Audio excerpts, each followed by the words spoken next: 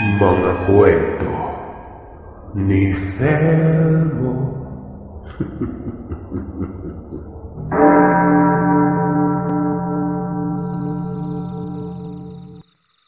Kung minsan, may mga ugali ng tao na talagang sobrang taliwas sa kung anong nakatagong lihim sa buhay nito.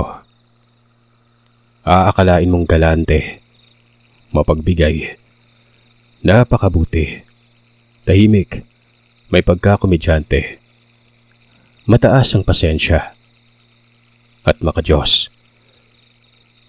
Pero sa loob-loob nito, masahol pa sa halimaw ang nakaraan. O hindi naman kaya, balasubas kapag nagalit. Ako po si Samuel, kasalukuyang nasa Davao, pero tubong Zamboanga.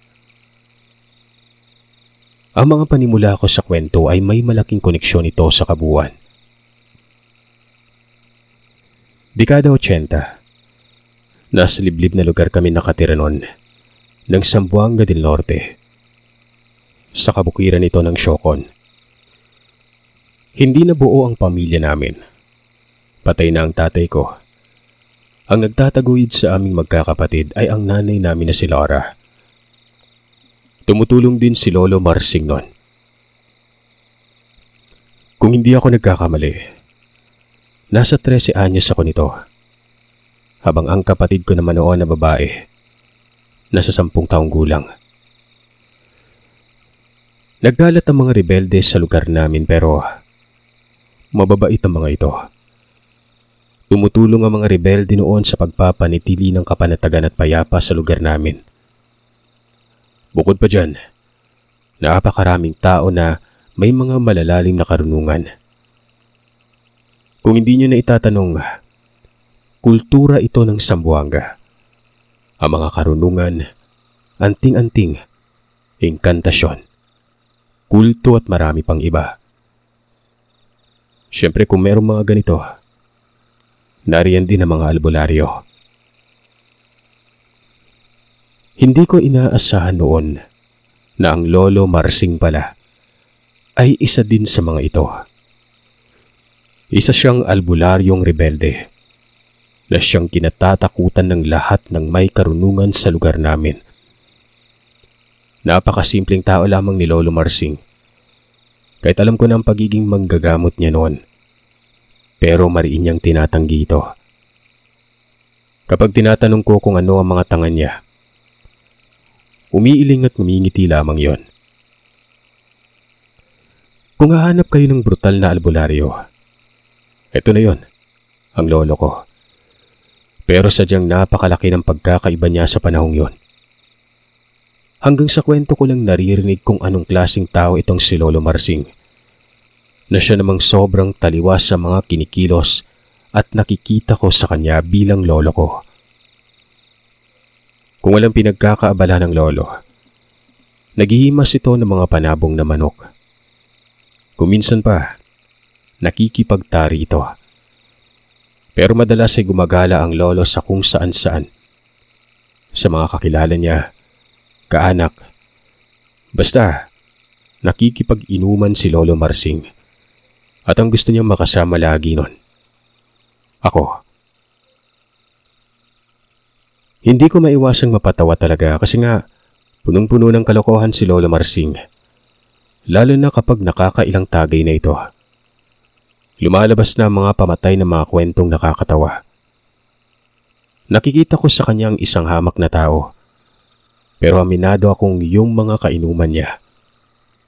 Natatakot kay Lolo. Lalo na kapag seryosong usapan na ang sumsuman. Nagmumula sa lolo ko ang mga payo at babala na aakalain mong napakaraming alam sa buhay. Isang beses, nung papauwi na kami, biglang bumagsak ang malakas na ulan. Kung kaya naman pumuslit muna kami sa isang bahay. Sa natatandaan ko, bahay na walang nakatira ito at parang guguho ng itsura. Nasa gilid lamang kami noon. Kahit nilalamig, animoy wala lamang kay Lolo. Nagagawa pa nitong makapagkwento at magpatawa. Hanggang sa hindi namin namamalaya na gumagabi na. Tapos mas lumakas pa ang ulan. Ang sabi ng Lolo, kung wala man siyang kasama noon, uuwi siya kahit pa malakas ang ulan. Pero dahil naroroon ako, kailangan daw mag-ingat noon. Tatawid pa kasi kami noon ng ilog, Sir Seth. Sobrang dulas pa ng daan. Ang problema pa dyan ay kung malakas. Malakas-lakas ang baha noon. Namamangha ako noon na ilalarawan ko ang sistema ng gabing yon sa ilog. Tiyak na malakas talaga ang baha. Kung ganun pala at nagkataong hindi niya ako kasama ay talagang makakatawid si Lolo. Nakatulog na nga lang ako noon sa silong ng gibang bahay na yon. Ginising ako ng Lolo. Humupa na kasi ang ulan noon. Medyo nahimasmasan na rin ito dahil hindi na parang nilubag ang boses niya. Wika niya, umuwi na raw kami. Pero doon kami sa bundok dadaan. Mas mababa daw doon ang tubig kesa sa mismong daanan namin. Napagtanto ko noong tama siya. Bakit hindi ko naisip yon? Na mababa talagang tubig sa bundok. Nagsimula na kaming maglakad noon. Pero alam ko na hindi katulad ng dinadaanan talaga namin na normal. Mas malayo ang daanan sa bundok na ito. Matyaga namin yung nilakbay. Kasabay na manghuni ng palaka. Tagaktak ng tubig mula sa katas ng ulan na nasa puno. Huni ng mga kulisap. At napakadilim. Ay hirap na hirap kami noon. Nabalat ang landas ng hamog. Madulas at basa pa ng mga damo na siyang nagpapalambot ng tuhod ko noon sa lamig, Sir Seth. Nung naririnig ko ng lagaslas ng tubig, naiisip ko na noon na malapit na kami sa ilog. Yun nga lang, huminto ng lakad itong si Lolo Marsing. Napansin kong tila ba galit ito. Kinabig niya ako patungo sa gilid niya. Hinila niya ang kamay ko noon at ang sabi nito, huwag daw akong hihiwalay. Napakaseryoso ng boses niya. Hindi naman ako nagsalita. Bagkus ay nakikiramdam lamang ako sa paligid noon. Hanggang sa walang ano-ano ay bumunot ng itak itong si Lolo Marsing. Binaba niya ang sombrero di banig. May tali kasi ito at nakalambitan niyon sa kanyang likuran. Kinakabahan ako, Sir Seth. At ang unang pumasok sa isipan ko noon ay baka may masamang rebelde. Pero parang wala naman ang sipatin ko ang lugar na yon. Ang nakapagtataka dyan, ang likot ng ulo ni Lolo. Lingon sa baba, lingon sa taas ng puno, at lingon sa kung saan-saan. Napakabilis pa nito na wari ba, may sinusundan ito ng tingin. Ilang saglit pa, nakakarinig na ako noon ng kaluskos. Kaskasan ito ng mga damo na para bang may gumagalaw sa paligid namin. Kung may bala ka, ituloy mo. Pero kung pananakot lang yan, nagsasayang ka ng oras. Wala akong kinatatakutan maliban na lang sa Diyos. Sambit ni Lolo. Bigla-bigla yun kaya napapitlag talaga ako. Humudyat sa akin ang palad si Lolo. Pagkatapos ay tumingin. Dito ka lang. Huwag kang aalis ha. Babalikan kita. Matapos makapagsalita ni Lolo, umalis ito. Hindi ako nakaimik. Basta kasunod noon ay kilabot na ang nararamdaman ko. Hanggang sa may nakita ako noong imahe na para bang hayop na gumagapang sa damo. Sa ibabang parte ito kaya naaaninag ko yon. Kahit madilim. hanggang sa nakarinig na ako ng igik ng baboy. Yun bang parang pinalo? Ganun na ganun. Ilang saglit pa, bigla na lamang bumalik si Lolo. Napakakalmado na nito. Nagtanong pa ako kung anong igik ba yun na tila baboy. Dagdag ko pa, hindi kaya aswang yon. Ang sabi niya sa akin, aswang nga umano yon pero wag ko na lamang umanong pansinin. Umuwi na lamang umano kami. Kinabukasan ng tanghali, Sir Seth. Umugong ang balitang may pinatay umano sa gubat. Lalaki umano yon at tadtad ng taga ng itak sa katawan. Sa nanay ko ito mismo nalaman at noong magtanong ako kung saang gubat banda, ang sabi ay doon daw sa pang-as na may talon. Nanlaki ang mga mata ko, Sir Seth, dahil doon kami dumaan kagabi. Siyempre, hindi ako ignorante. Pumasok sa isip ko na baka ito ang nakabuno ng lolo kagabi. Aswang yon na sinabi niya lang sa akin na huwag pansinin. Pero pinatay niya. Dali-dali akong nagtungo sa bahay ng lolo. Naroroon lamang ito sa silong. Naghahasa ng kanyang itak. Tumingin pa ito sa akin at binati ako. Tapos sinabing kumain na ba umano ako noon. Tanghali na kasi ako nagising. Harapan at prangkahan kong tinanong ang abuelo ko kung yung nababalitang may namatay, kung may kinalaman ba si lolo doon. Kahit na malakas ang kutob ko na meron pa, pero sinadya kong tanungin ito para na rin maliwanagan ako noon. Yun ba? Ako nga. May kinalaman ako doon, iho. Ayaw umalis eh. Sinusundan tayo. Mabuti sana kung ako lang mag-isa at hindi ko papansinin talaga yon. Wala namang magagawa sa akin yun eh. Pero dahil naroroon ka, kailangan kong gumawa ng paraan. Habang nagsasalita si lolo, hindi man lamang inangat ang mukha nito. Nag-aasa lang talaga siya ng itak, na parang wala lang. Maraming araw ang nakalipas. May bumisita noon kay lolo at kung hindi ako nagkakamali, kaibigan niya ito at minsan ko nang nakitang nakainuman niya. Naroroon ako sa bahay noon.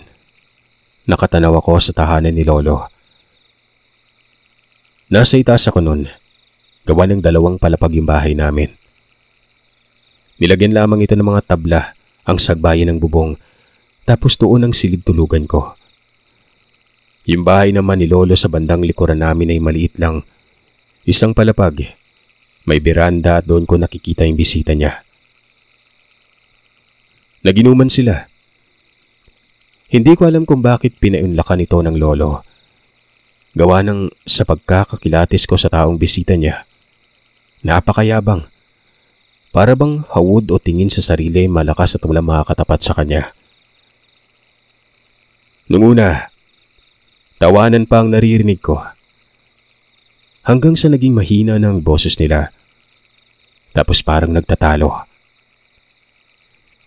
Kaya naman sumilip muli ako sa bintana nun. Nakita kong may inilabas ang kainuman ng lolo. Kwintas ito. Tatsulok at kulay itim. Nakasimangot ang mukha na para bang hinahamon si lolo ng kung ano. Bumaba ako noon at nagtungo sa bahay ng lolo.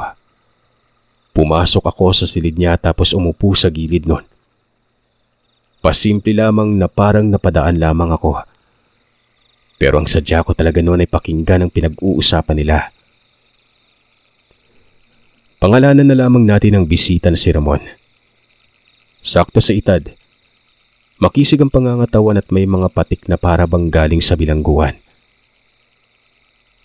Marsing, medyo nagkakaroon ako sa inong kursonada. Balita ko kasi dati ka daw bantugan eh.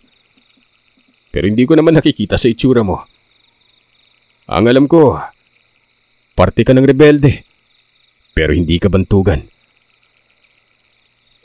Nako, sino ba yung nagpapakalat yung mga sinabi mo? Sang lupalop nila napulot yan. Bantugan. Sakmuka ko bang itay bantugan? Kilala mo naman ako, Ramon. Hamak na tao, matanda na. Pero may pagka-chick boy. Tago mo nga yung kwintas mo. Ano ba yan? Habang nakikinig ako nun, nararamdaman ko na parang may mangyayaring hindi maganda.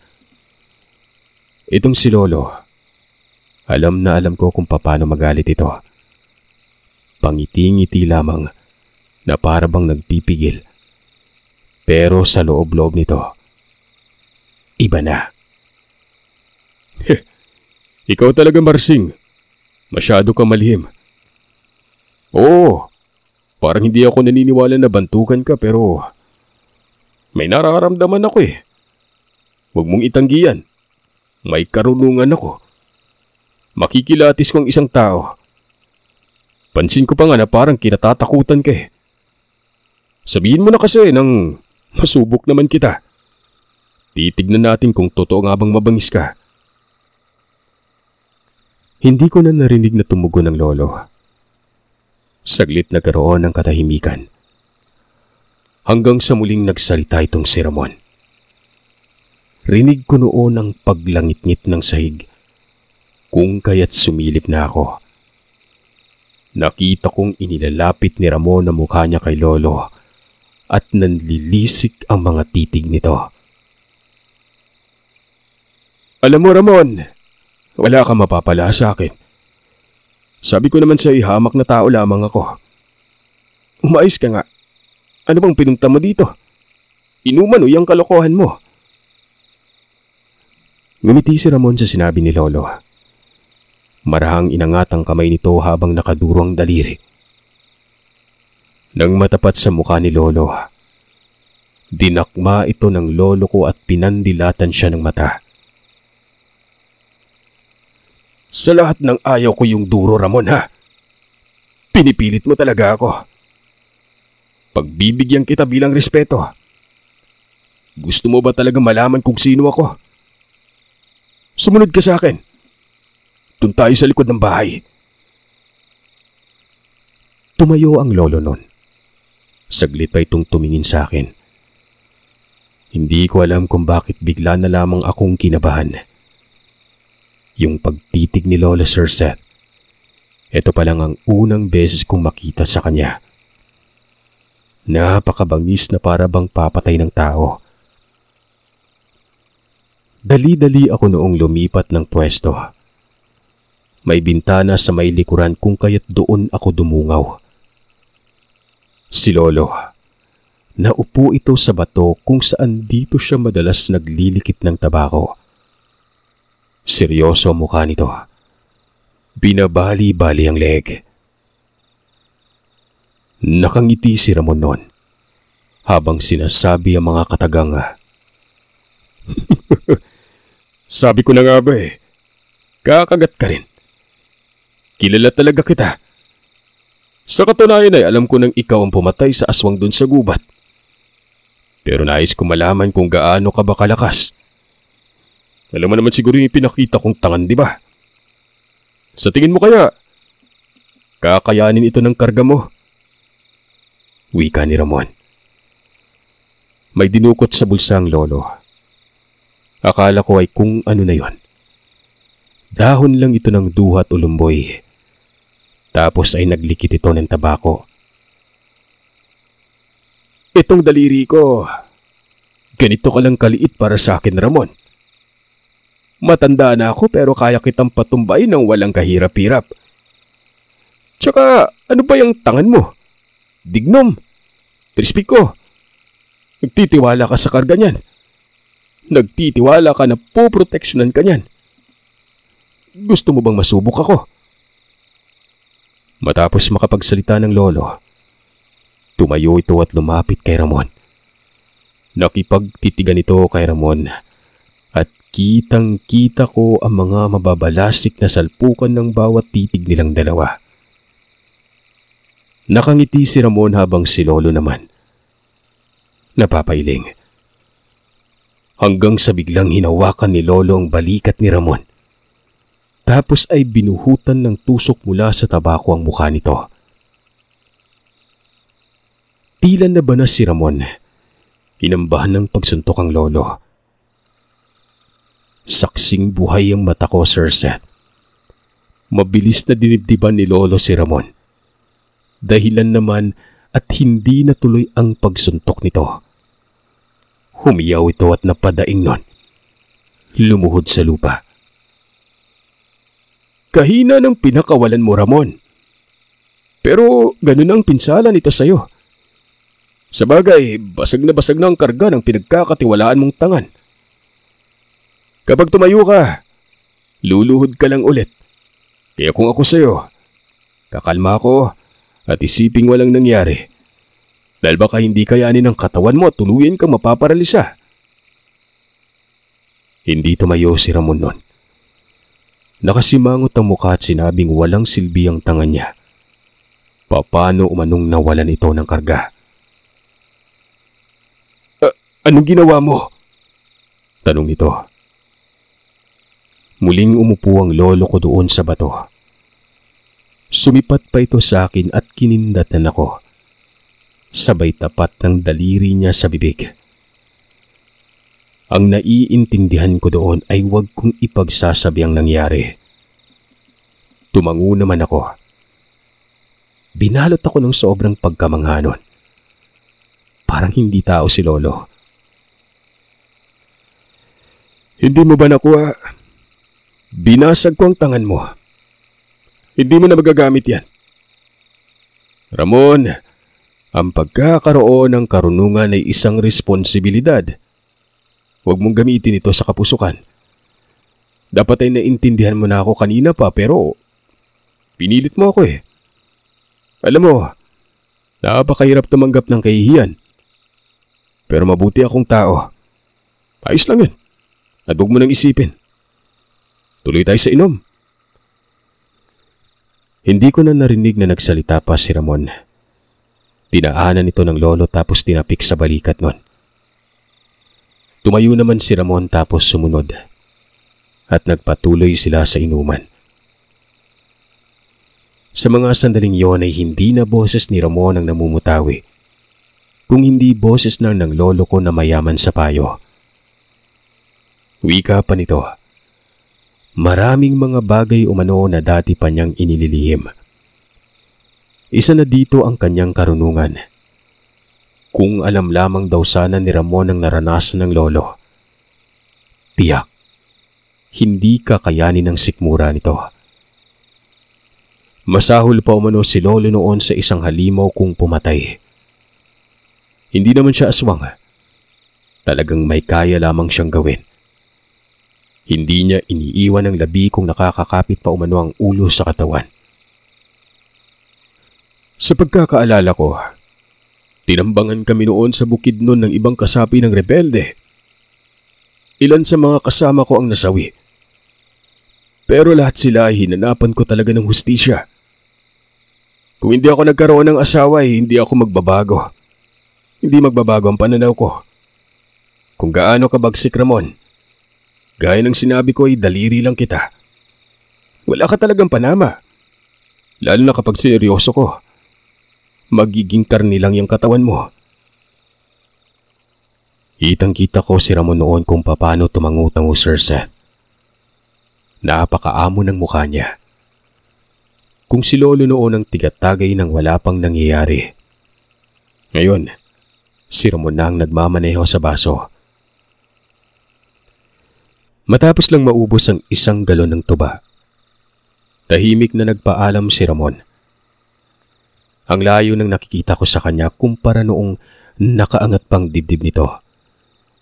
Para bang nagtampong bata na ito habang naglalakad noon. Oh, ay, apo.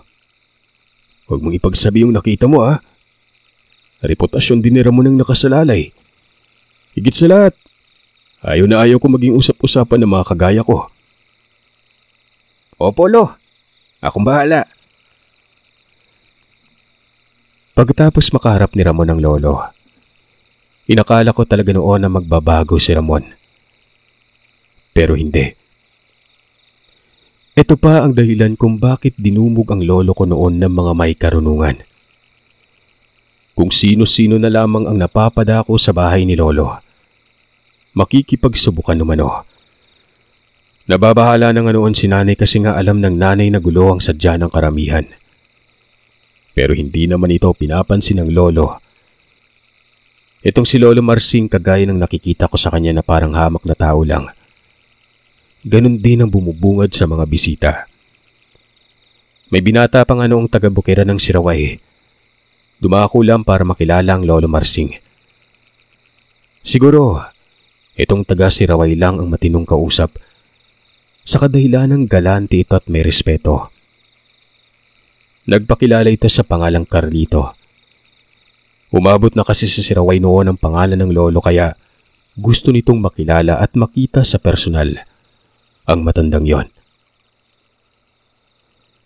Itong taga Siraway, hindi subok o hamon ng sadya. Maliban sa gusto nitong makilala ang lolo ko, humihingi din ito ng tulong. Tulong sa pagturo ng karunungan na hindi pa nito nalalaman. Aba! Ano ka mo?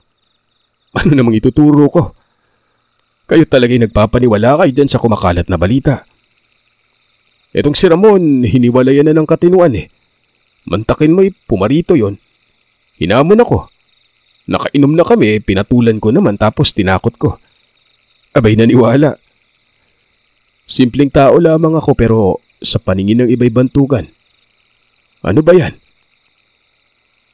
Mang Marsing, hindi ko sasabihin ng sadya ko kung wala akong nararamdamang kakaiba na nakakamangha. Pabulaanan mo man po yung pagkakaroon nyo ng subok dun sa nabanggit mong tao. Pero ako, naniniwalang may malakas kang karunungan. Paglilinaw ni Carlito. Hindi kagad nakapagsalita si Lolo, na para bang nabagabag ang mukha niya. Tinitigan niya ng mata sa mata si Carlito. Para saan ba yan, iho? Tsaka, kilala mo ba talaga ako? Ramdam mo ako. Kung ganun pala'y malakas ka. Pero bakit kailangan mo pang magpaturo? May gagawin lang po ako. May susugpuin. Wala namang nangas na taga ron sa amin kasi hindi po sumasapat yung kaalaman nila. Patungkol po ito sa tiyo ko na nagpayanggaw sa aswang. Ngayon sobrang abusado eh. Ano ka mo? Nagpayanggaw? Aba, ibig sabihin mo ba may karunungan na nagpayanggaw? Mukhang problema nga yan ha. Kung ang taong tinutukoy mo ay napakasama, kung tuturuan kita hindi magiging madali. Tanging maitutulong ko ay samahan kang harapin yung tiyo mo. Yan ay kung papayag ka. Matapos makapagsalita ni Lolo nun, walang ano-anong tumango si Carlito. Nagpasalamat ito kung yun nga ang mangyayari. Ang totoo umano ay marami na siyang nilapitan, pero wala ni isa dito ang sumubok na tulungan siya. Dahil alam nilang delikado ang tiyo ni Carlito nun. Biyasa daw kasi ito.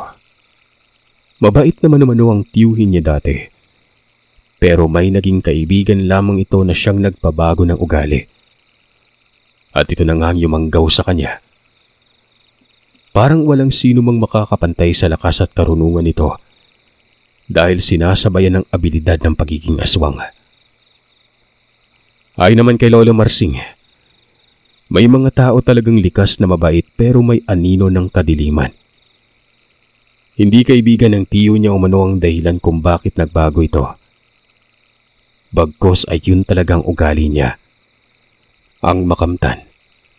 Ang walang kapantay na lakas sa panig ng kaliwa. Napapailing si Lolo. Dagdag nito, may kakaibang tahas ang tiyo ni Carlito. Dahil kung wala pa, dapat ay matagal na umano itong patay. Ang taong nayanggaw tapos may karunungan ay mamamatay. Pinapatay ng sariling karga ang katawan dahil sa pag-anib ng pagiging aswang. Kung gano'n umano na nakaligtas itong tiyo ni Carlito, ay may kalakasan din ito. Bagay na tama lang ang sinabi ng binata na walang sino mang nangahas na kalabanin ito, na siya namang pabor dahil malayang nakakagawa ng kasamaan itong tiyo niya. Tumingin sa akin si Lolo. Tapos sinabi nito sa akin na isasama niya ako. Nagdadalawang isip pa ako nun. Ibang klase na yung pinag-uusapan nila eh. At literal, alam kong delikado ito. Umiling ako noon pero, hindi mo ba napaghahalataan na po? Lagi kitang isinasama. Ibig sabihin lang ay gusto kong mapag-aralan mo ako. Iyan ay dahil ikaw ang napipili kong sumunod sa karunungan ko. Huwag mo akong tatanggihan. Dahil taas itong bibigay ko, apo. Napilitan ako noong pumayag. Ang totoo ay matagal ko nang gustong matuto talaga ng karunungan. Ito na rin ay dahil sa patuloy na pagkamangha sa mga nagagawa ni Lolo noon. Ayun na nga, kinabukasan din ay umalis na kami. Si nanay ay walang kaalam-alam sa panganib na kakaharapin namin. Basta ang paalam ko lamang sa kanya ay sasama ako kay Lolo dahil sa isang fiesta noon. Nagkataon din naman kasing ilang araw na lang kahulugan o kapiestahan na sa isang baryo sa Siraway kung saan nakatira si Carlito. Pakiramdam ko noon ay parang mandirigma kami. Habang nasa biyahe ay dama ko ang angas ko noon. Mantakin nyo, isinama ako ni Lolo sa ganoong estado. Alam ko namang magiging pabigat lamang ako pero alam ko ding may maitutulong ako kahit papano. Ang problema nga lang dyan, anong klaseng kalaban itong kakaharapin namin? Oo, aswang.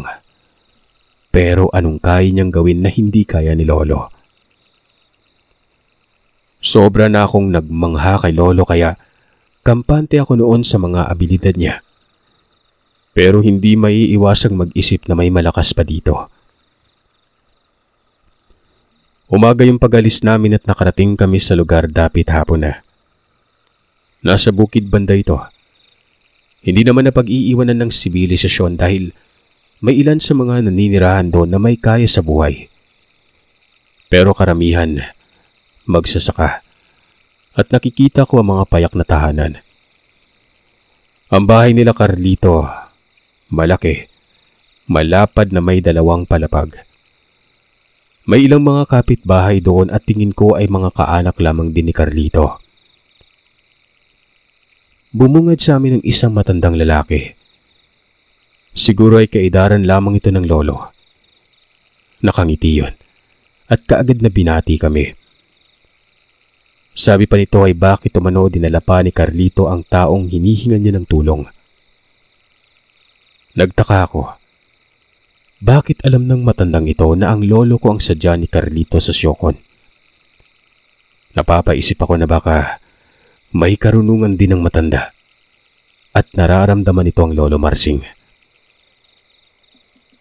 Tama ba? Ikaw si Marsing? Hindi nga nagsisinungaling ang umuugong na balita. May kakaiba kang presensya na siyang hindi ko pa nararamdaman dito sa amin, sa mga may taglay na tangan. Pangalanan natin siyang Mang Ray. Tatay ito ni Carlito. Pinapasok kami ng bahay at maraming napag-usapan doon. Dito ay naging malinaw sa akin ang sitwasyon. Ito manong tiyo ni Carlito na itago na lamang natin sa pangalang Kugal. Nag-aangkin ng lupain. Bunsong kapatid ito nila Mang Ray. Nagbabanta umano yon ng isang madugong tagpo kung hindi niya nakukuha ang kanyang parte, na dati pa umunong pinag-usapan patungkol sa lupain. Hinati-hati daw kasi ang lupain, pero may kanya-kanya silang napiling parte, pero hindi daw itong lumabas sa titulo. Bale, binago ito ng lolo ni Carlito para lahat umano ay makaangkin ng parte ng lupa na malapit sa kalsada nun. Hindi nakuha ni Kugal ang kanyang napiling banda. At ang lupaing ito ang kinatitirikan ng bahay nila Carlito. Patungkol din sa lupain ang dahilan kung bakit nagbahis ang tiyo ni Carlito. Nagiba ng ugali. At ito na nga, nagpayanggaw para magkaroon ng lakas. Dahil lahat ng kaanak nila may karunungan. Kung kaya pinili nitong maging mas malakas para walang makakapantay umano sa kanya. Tamang sinabi ng tatay ko, Mang Marsing. Ewan ko ba, may magandang pwesto naman si Tiyo eh. Nasa parte niya ngay malapit sa ilog. Ang ganda lupain niya dun. Pabor sa tubig para sa taniman ng palay. Paglilinaw ni Carlito. Ayon naman kay Lolo, kung saan ba daw banda ang nasabing bahay ni Kugal. Ayon naman kay Carlito, wala daw doon. Hindi daw nagpatayo ng bahay ang tiyo niyang si Kugal. Bagkus ay doon daw ito sa lupain ng angka nila dati. Malaki yun at nasa bundok. Inangkin na ni Kugal ang lupain. May titulo ito na pinagmamay-ari ng ibang mga kapatid ni Mang Ray pero hinayaan na lamang na mapasa kamay ni Kugal sa takot na may gawin ito. Sabi ko na nga ba, may mas malalim pa na dahilan. Sobrang babaw naman kasi ang magpalakas lang sa sarili para walang makatapat sa isang subukan.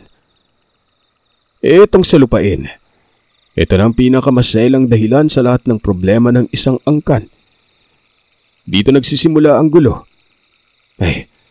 Bueno, ano-ano bang ginagawa ni Kugal bukod sa pagbabanta? Tanong ng Lolo. Tumayo si Carlito nun. Sumilip sa bintana. Inangat ang kamay at may itinuro sa labas. Yan. Nakikita niyo naman siguro yan, di ba? Bahay po yan ng kapatid ko. Sakop yan ang lupain ni Tatay Ray pero lumayas. Inaaswang sila eh. Totoo ang sinasabi ng anak ko. At alam kong si Kugal ang may kagagawan. Natuklasan kong nagpayanggaw siya. At kung hindi ko inabisuan na umalis ang anak ko, aba, patay na ito ngayon. Kagabi nga lang habang wala si Carlito, bumisita itong Kugal. Parang gusto akong patayin eh. Umalis yun at hindi nagbabago ang pagtitig nito na pagkasama-sama. Sabat naman ni Mang Ray. Ayon naman kay Lolo Marsing, kakausapin niya si Kugal. Papakinggan niya rin ang kabilang panig. Baka umano may hinanaing itong iba. At kapag napatunayan na totoo ang mga naririnig niya umano sa mga puntong yon, doon na siya magdidesisyon para puksain itong si Kugal. Kung namangha ako kay Lolo ng maraming beses, mas namangha ako sa kanya sa mga sandaling yon. Hindi sarado mag-isip si Lolo. Tama naman. Mahirap namang kumilos ng ganun kadali at paratangan kaagad ang kabilang panig. Kumbaga, hukom kaagad. Aminado akong gustong timbangin ng Lolo kung alin ang para sa kanya. Kung alin ang para sa kanyang mas mabigat. Napangisi ako sa talino ng Lolo ko. Si Carlito nga noon ay napansin ko ang pagdilat ng mga mata. Pero ilang saglit lang ay tumango ito. Nawari ba'y sumasang-ayon sa pagpapasya ng Lolo? Masama man yan o mabuti. Kailangan kong pumagitna muna. Alam ko namang naiintindihan niyo ang prinsipyo ko. Mamayang gabi, malakas ang aswang at mamumutawi ang galit ni Kugal. Tignan natin. Doon ko kakausapin si Kugal. Samahan mo lang ako, Carlito. Walang ano-ano namang sumabat itong si Carlito na oo. Nakakabagot dun, Sir Seth. Kinagabihan ang lakad namin ng Lolo. Pero habang nag-aantay ako noon ay para bang sobrang tagal. Siguro, nananabik lang ako sa mangyayari. Dala ko noon ang bag ng Lolo Marsing. Dito nakalagay ang kanyang itak na sobrang talas. Karaniwang itak lamang ito na kagaya ng nakikita ko sa iba. Bukod pa dyan, may iba pang gamit ang Lolo. May bote na wari balangis ang laman. May kahoy na pahaba, tapos kulay itim. Pero ang nakakatawag pansin, yung bang buhok na nakatirintas. Ang bawat dulo nito nakatali ng goma. Dalawang kulay ang buhok na yon, itim at ginto. Ito ang nakaipit doon sa kahoy na pahaba na kulay itim. Mga 1 dangkal mahigit ang kahoy na yon. Bukod pa dyan ay may lagayan din ng nganga o tilad. Yun bang inunguyan ng mga mangyan na pagkatapang-tapang. Basta tilad ang tawag sa amin ito. At syempre, hindi mawawala ang mga dahon ng duhat at tabako dahil bahagi na ito ng katawan ng lolo. Parang ito pa atang umuuko pa sa sisidlan na yon. Sa gabal nga eh. Kapag naglalakad ako, bumabangga. Maraming lamok sa lugar. Medyo mabaho pa. Dahil ang bahay na yon, ang katabi nito ay malapad na babuyan. Pagsapit ng gabi, matapos lang makapaghapunan ay umalis na kami. Naglakad lamang kami noon at sa likod ng bahay dumaan. Mahabang pilapilyo na ang bawat gilid ay palayan, pero natatanaw namin ang kalsada. May mga poste kasi. Bago pa kami makarating sa paanan ng bundok, tumawid kami ng ilog at itinuro ni Carlito ang lupain ni Kugal. Nakikita kong napakapabor nga sa ilog noon ang lupain. Malapit pa sa tulay. Magandang pwesto kumpara doon sa kinatitirikan ng bahay nila Carlito. Medyo mahirap yung daan, Mang Marsing. May bangin kasi tapos matarik eh. Ingat-ingat lang. Mungkahi ni Carlito habang naglilikit ito ng laya o dahon ng niyog na tuyo para gawing sulo. Tama si Carlito. Mahirap ngang daanan. Napakatarik at talagang kinikilabutan ako noon. Lalo na nang itapat ni Carlito ang sulo sa gilid ng landas na may napakalalim na bangin. Siguro'y mga 1 oras din yon. Panay kami hinto, gawa ng nagrereklamo ako. Nakakapagod. Pigang-piga ang baga ako noon. Hanggang sa nakaraos kami at nakikita ko ng patagan sa unahan. Pero ang gilid pa rin ito ay bangin. Sa kabilang banda pa, sa likod ng bundok na to ang kinaroroonan ng bahay ni Kugal. Nabibilang na po ito sa kabilang baryo. Napasimangot na lamang ako noon dahil iniisip ko talagang malapit na kami. Ang kabilang banda pa, Sir Seth. Pagkalayo-layo pa nito. Ibig sabihin nun, bababa pa kami dahil sa likod ng bundok na yun ang bahay ni Kugal. Hanggang sa nakarating na rin kami sa wakas. May mga bahay pala. Nasa dalisdis lamang ito. Pagkatapos ay may hiwalay na kalsada ron.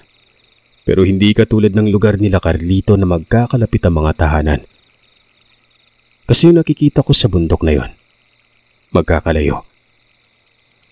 Diyan po sa liblib na yan. Diyan nakatirik yung bahay. Mang Marsing, sa mga oras na to, alam ni Kugal na paparating tayo.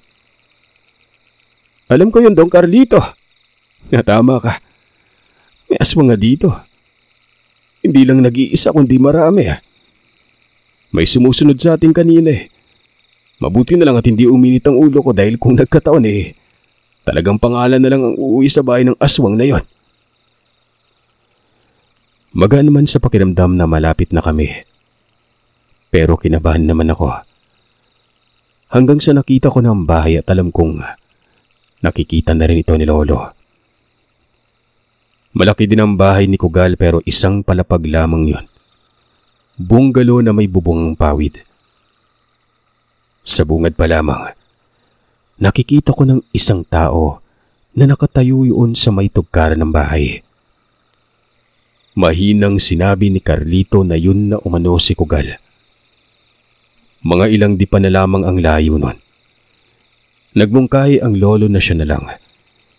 Kinuha nito sa sidlang dala ko ang kahoy na pahaba. Yan bang may nakaipit na buhok? Isinuksok yun sa tagiliran ng lolo. Tumitig ito sa akin kasabay ng pagtango. Hanggang sa tumalikod na ito at lumapit kay Kugal. Hindi naman ako makapagsalita nun. May edad na rin itong si Kugal, pero makisig ang pangangatawan. Magkahawig sila ni Carlito. Halatang halata na pamangkin nga nito ang binata. Magandang gabi sa'yo. Ikaw si Kugal, tama? Ako nga pala si Marshall, pero tawagin mo na lamang akong Marsing. Maaari bang makausap ka, kaibigan? Rinig ko ito dahil malapit lang kami sa kanila. Hindi kagad nagsalita itong si Kugal, pero mapapansing parang galit na mukha. Lumapit si Kugal kay Lolo Marsing, tapos ay lumingon ito kay Carlito. Kahit hindi mo pa sabihin, alam ko nang sadya nyo. Pakikipag-areglo ba? Carlito, sinabi ko naman sa inyo, bilang na ang araw nyo. Kahit tumingi pa kayo ng tulong, kahit sa kinauukulan pa, dilubyo lamang ang kalalabasan kapag ganon. Dinamay niyo pa talagang isang to. Alam mo kaibigan, ramdam kita. Pero kung ano man yang kakayanan at abilidad mo, uunahan na kita. Ikamamatay mo lang kapag sumubok ka pa. Kaya kung ako sa'yo, uuwi na lang ako. Wika ni Kugal. Sumagot namang si Carlito at habang nagsasalita ito, lumalapit siya kay Lolo Marsing. Tiyo, bakit hindi ka ba nakokontento? Ibinigay na nga sa'yo pati nga tong lupain to eh. Tapos may lupain ka pa sa baba. Bakit pati sa amin gusto mong makamtan? Pabor na sa'yo lahat eh. Kung sa inaakala mo na nagugustuhan ko ang pangyayari, nagkakamali ka. Noon ko pa sinabi na gusto ko ang pwesto nyo. Ako ang bunso, pero inibang titulo. Ito ay dahil sa pakana ng tatay mo. Gusto mo bang mangyari ngayon ang binabanta ko? Gusto mo ba? Dali-dali namang nagsalita si Lolo nun. Rinig ko ng kabigatan ng boses nito. Kaibigan, naiintindihan kita. Pero sa panahong buhay pa ang mga magulang nyo, wala kayong karapatang magdesisyon. Kung tutusin, lamang ka pa nga eh. Pabor sa iyong ilog. Saka yung sinasabi mong banta. Di mo'y dadaan sa pag-uusap. Kung ipipilit mo eh, mamamagitan na ako. At sa tingin ko eh, mapapasubo ka talaga. Aba. Nakikaalam ka ba kaibigan? Alam mo ba yung mga sinasabi mo? Parang gusto ko yung pinagsasasabi mo ah. Bakit nga ba? Bakit nga ba tayo hindi magpakilanlan sa ibang paraan? Handa ka na ba? Sagot ni Kugal. Hindi ko alam pero si Lolo ay walang kaimo-emosyon na mukha. May ilaw doon sa tapat ng bahay kaya kitang-kita ko talaga. Umabante ng lakad ng Lolo. Nakipagtitigan ito ng mata sa mata. Mabilis kong naalala noon ang nangyari kay Ramon. Siguro ay hahawakan ng Lolo ang balikat ni Kugal noon. Pero mali ako ng hinala. Biglang sinakal ni Kugal si Lolo. Kitang-kita ko ang panglilisik na mga mata ni Kugal at unti-unting pagbabago ng anyo niya. Hindi gumagalaw si Lolo. Hindi ko din nakikitang nasasaktan yon. Tinulak siya ni Kugal sa may espasyo. Habang nangyayari yon ay nagpapaanod lamang ang Lolo at ganun pa din ang itsura. Walang ano-ano'y sinipa ni Kugal ang sikmura ni Lolo. Kasabay ng pagbitaw nito sa pagsakal. Napaatras ang abuelo ko. Natumba. Pero kaagad din namang tumayo. Si Carlito ay nakikita kong tila nababahala. Paglapit ni Kugal, doon na inangat ni Lolo ang pahabang kahoy. Hindi ko alam, Sir Seth, kung bakit naudlot na lamang si Kugal na para bang nagulat ito. Nasimulan mo na rin. Abay, ituloy na lang natin. Pero sinabihan na kita, kung hindi ka mamamatay, sunog ang kaluluwa mo at angas sa katawan. Matapos makapagsalita ni Lolo, lumapit ito kay Kugal at sinapak ito sa muka. Napaatras si Kugal noon. Malakas ang pagkalabog. Ibang-iba ang puwersa ng Lolo. Walang ano-ano'y natumba si Kugal at nakita kong tila nagdadalawang isip na itong tumayo. Doon na lumapit si Lolo. Itinapat sa mukha ni Kugal ang pahabang kahoy. Madadala pa kahit papano sa pag-uusap. Yan ay kapag nanatili kang nakaupo. Pero sa oras na tumayo ka, ang sunod na pagkatumba mo ay hindi ka na makakabangon pa. Anong meron sa'yo? Bakit tila natitinag ako? Sabat ni Kugal. Bakit nga ba? Natitinag ba? Pansin mo bang wala ka ng karga? Aswang na lang ang natitira sa katawan mo ngayon. Sinabi ko naman sa'yo, mapapasubo ka talaga. Ngayon, pwede mong marinig ko sa'yo ang katagang oo. Kaibigan, gusto kong makipag-usap. Ano nga ba yung isasagot mo? Huwag mong kalimutan. 2 letra lamang yun at napakasimple pa. Sa maniwala man kayo o sa hindi, sumagot si Kugal ng oo. Nawala ang pagiging maangas nito. Gumaan ang boses nun.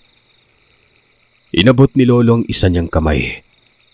Inalalayan niya si Kugal na makatayo.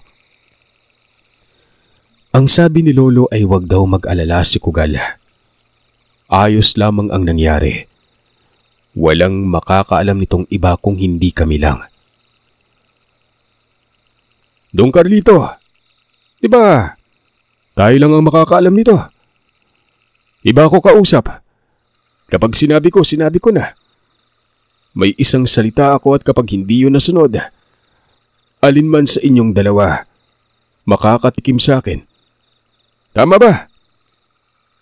Opo, Mang Marsing. Pinapangako ko po. Ano mang nakita ko ngayon, akin lang po yun. Namangana naman ako kay Lolo. Nakakabilib. Kahit ako noon, nakaramdam ako ng takot sa kanya. Tama naman ang ginawa ni Lolo dahil kahihiyan ang nangyari. Kapwa sila may karunungan at syempre may kani-kanilang reputasyon. Bagay na yung pagkagapi ni Kugal ay dapat lamang nalihim nun.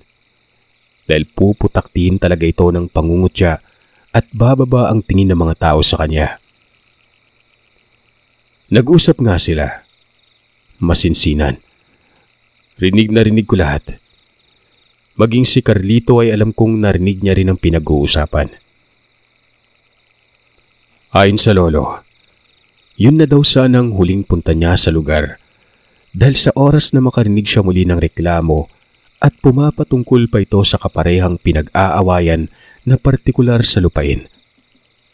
Babalikan niya talaga at hindi na siya magdadalawang isip na pumatay. Puputulan niya ng ulo. Kakainin ang puso. Gagawin niya umano yun ng walang pagdadalawang isip.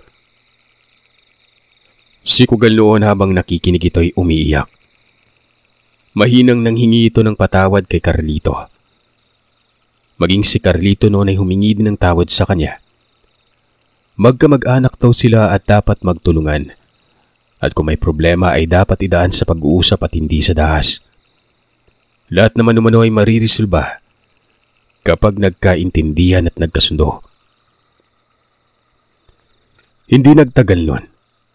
Nagpaalam na si Lolo. Muli pa niyang binanggit ang katagang. Ito na ang huling pagbisita niya. At sana hindi na siya makabalik pa sa lugar na yon. Umuwi kaming napakatahimik nun. Si Carlito ay kitang-kita ko sa mukha nito ang pagkabalisa na para bang takot na takot kay Lolo. Hanggang sa nakarating kami sa bahay nila Carlito at madaling araw na nun. At doon, si Lolo na ang nagpaliwanag kay Mang Ray na ayos ng lahat na nadala sa pag-uusap. Kulang lang na masinsinang pag-uusap kayo eh. Ginagalit nyo ate. Pumayag naman si Kugal. Kaibigan ko na nga siya. Di ba Carlito? Nagkasundo na kayo. Opo. Ay, ayos na. Tingin ko hindi na makikialam si Tio eh. Ang bait niya nang magkausap nila ni Mang Marshall eh. Para bang matagal na sila magkakilala. Kung hindi lang siguro nakakahiya, talagang bubungis-ngis ako sa tawa nun. Taliwas sa mga sinabi ni Lolo. Isipin nyo, kinausap lang daw. Ito namang si Carlito dahil siguro sa takot ay sumakay sa mga sinabi ni Lolo. Matapos nun, umuwi na kami. Wala akong tulog. Puyat man pero hindi ako nakakaramdam ng antok. Balot na balot ako ng pagkamangha sa katawan. Hinatid pa kami ni Carlito at nang makarating sa paradahan ng sasakyan, doon ito nagpasalamat. Sabi naman ni Lolo ay walang dapat ipagpasalamat dahil wala naman daw ginawa ang Lolo nun. Malalaman naman daw yan kapag may ginawa na siya dahil may mamamatay umano talaga. Katulad ng dati, ganoon na ganoon pa rin makitungo si Lolo. Pabiru ba na may malalim na hugot nun? Ganon na ganon. Tapos sa mukha nito, napaka-inosente tingnan na parang wala lang. Hindi ko mabasa ang nilalaman ng isip ni Lolo. Bago pa kami makasakay ay sinabi ni Carlito na dadalaw daw siya at magpapaturo ng karunungan. Kung hindi sa susunod na linggo, ay baka sa susunod na buwan at magbabakasyon umano siya. Tumango naman si Lolo at wala nang sinabi pa. Habang nasa biyahe kami nun, kinulit ko si Lolo Marsing. Tinanong ko kung anong meron sa kahoy. Simpleng kahoy lang naman pero parang natakot kasi si Kugal na makita ito. Doon ko nalaman na dignum pala yon. Tapos ang nakaipit dito na buhok. Buhok ng tikbalang. Ito umano ang pangunahing gamit ng Lolo na siya namang dahilan kung bakit kaya niyang basagin ang karga ng kahit sinong makakaharap. Basta luluhod na lamang ito sa kanyang harapan at magmamakaawa. Pero kasabay pa rin dyan ang pagsambit sa isip ng mga orasyon. Ayon pa kay Lolo, nakuha niya daw ang buhok ng tikbalang sa liblib na lugar ng Cotabato, sa bandang Antipas. Ipinagkaloob lamang sa kanya ito ng tikbalang pagkatapos bantayan ni Lolo ang lugar ng ilang linggo. Kusa na lamang lumabas ang napakalaking nilalang at may inabot sa kanya. Tinanong ko pang Lolo kung bakit niya binabantay ng lugar na yon. Dahil umano sa doon nakapuslit ang imbak ng pangkonsumo ng mga kasama niyang rebelde. Ganun lang kasimple. Pero inisip ng nilalang na baka ang tirahan nito ang binabantay ng Lolo. Maging umano si Lolo ay hindi siya makapaniwala. Pero ano't ano pa man, malaking bagay ito para sa kanya. Ang pinakamalakas ng tangan ay ang buhok ng tikbalang. Wala na umanong tatapat dito dahil balot ito ng hiwaga at gabay ng kalikasan. Dito na nagsimulang maging albularyo si Lolo pero kasapi pa umano siya noon ng rebelde. Hanggang sa magkaroon na ng maraming subok na maging siya ay hindi makapaniwala sa sarili na may abilidad siyang sobrang nakakagulat. Brutal na brutal si Lolo Marsing. Gaya ng nabanggit sa kwento, lahat ng pinapatay niya ay pinupugutan niya ng ulo. Nang makarating kami noon sa Siokon, akala ko ay didiretso na kami sa bahay. Dinaanan niya si Ramon. Nang makita ni Ramon ang Lolo, parang tatakbo ito. Sinabi ni Lolo na katiting na lang ang pasensya niya kay Ramon. Nagkanda leche-leche umano ang paglilihim niya sa sarili dahil kay Ramon nun. Kapag may dumalaw daw ulit sa bahay, mas maigi umanong lumayas na lamang itong si Ramon. Pabulaanan mo yung mga ipinagkalat mo, Ramon, ha? Lahat ng kilala mong may karunungan, sabihin mong wala akong kaalaman. Isang hamak na tao lang ako. Nagkakaintindihan ba tayo? Sa oras na may maghamon na naman sa akin doon sa bahay at nabahala ang pamilya ko, alam mo na siguro ang mangyari sa yung animal ka. Kaya bawiin mong ipinagkalat mo. Matapos makapagsalita ng lolo, umalis na kami noon. Sobra akong natawa kay Ramon. Mantakin niyo ba namang halos araw-araw itong nakaabang sa daanan papasok ng lugar namin. At ang inaabangan nito ay ang mga taong pupuslit sa bahay ng lolo. Siyempre, pipigilan niya siguro ang mga yon. Pabubulaanan niya ang patungkol sa pagkatao ni lolo. Ilang buwan din yon. At dahil doon ay wala nang naghahamon pa. May pangilan-ngilang bumibisita pero inuman naman ang sadya. Si Carlito naman noon ay naturuan nga ng lolo pero nilinaw talaga ng lolo Marsing na kahit malaman pa ni Carlito ang lahat ng karunungan niya ay hindi niya mapapantayan ang kakayanan ni lolo. Dahil nga sa pagkakaiba ng tangan nila. Pero syempre, hindi mapapanatili ni lolo ang kanyang abilidad. Lumilipas din ang tao. Mamamatay din at may susunod sa kanya. At ito nga ay walang iba, kundi ako.